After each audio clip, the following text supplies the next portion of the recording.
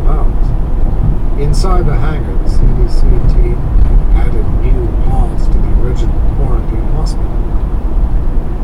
Through a window on one side, she could see George, unconscious on his bed. He had suffered 2 more seizures during the past afternoon, fading in and out of delirium. From her pod, she watched the young man being subjected to another battery of tests. A nurse held him rolled up on one side while the doctor performed a spinal tap. There remained little doubt Josh had become septicemic or whatever microbe was out there.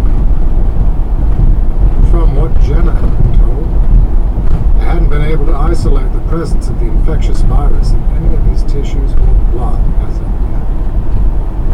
They kept taking samples from her too, looking for the same. On the other side of the pod, my cell, she thought angrily. Another window revealed Sam Drake in the neighboring section.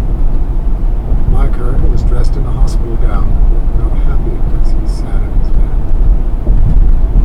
They had both been thoroughly scrubbed upon arriving here, a humiliating procedure which included having to hop through a pressurized nebulizer that delivered an aerosolized dose of a powerful, broad-spectrum antimicrobial.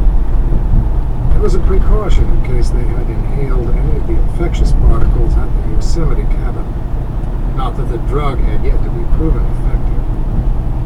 But better than nothing, I suppose. Since then, she and Drake had been swabbed, scraped, poked, and had every bodily fluid collected. So far, neither of them suffered from any of the clinical symptoms Josh had shown within the first 12 hours, namely a spiked fever and muscle tremors.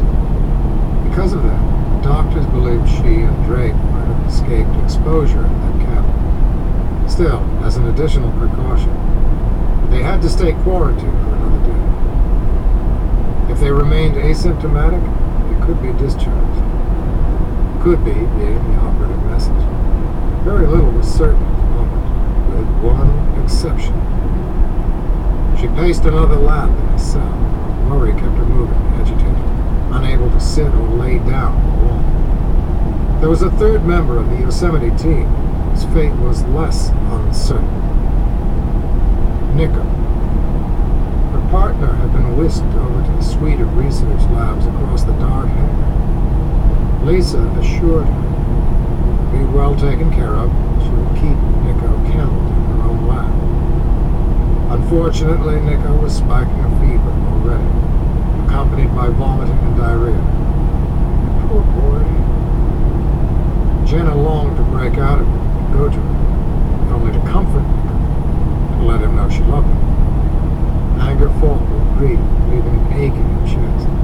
She hated to think of him suffering alone, wondering where she was, believing he'd been abandoned. And worst of all, she could not fathom losing him. Going to wear a rod right through the wall. She turned to see Drake at the window, his finger on the intercom button. He smiled softly and sadly, plainly knowing she was hurting. She crossed and pressed the intercom's talk button. If only I could go to him. I know. Lisa will do everything she can. Drake's gaze moved past her shoulder to the window behind her, especially since she's got a person.